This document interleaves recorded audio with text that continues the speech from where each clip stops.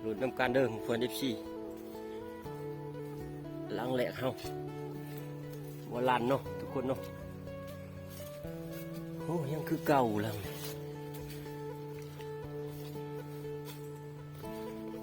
ลกโบราณ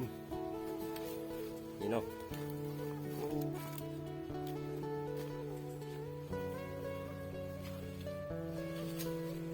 ลังที่สองกับโบราณเนาะโอ้โพดเพียนมันเริ่มบางเลยมันไปน้ำบางได้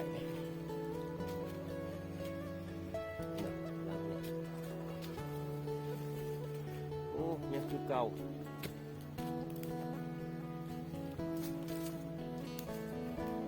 โอ้ตัวนี้ว้า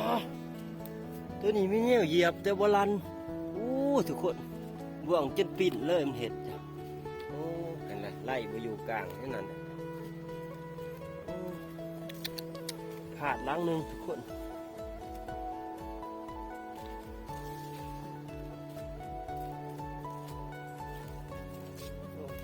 โบราณเนาะ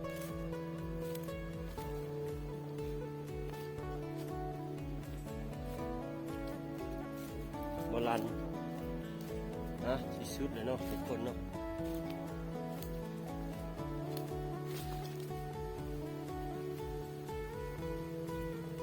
มิดชิลีทุกคนเลยโอ้โบราณเนาะลังนี่ก็ยังคือเก่าโอ้ยสุดเลยมึงเพื่อนFCเอ้ยโบราณพ่อลังเนาะทุกคนเนาะ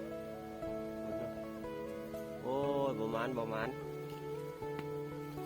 ขนาดบ่ได้ไม่จอบหลายวันได้นี่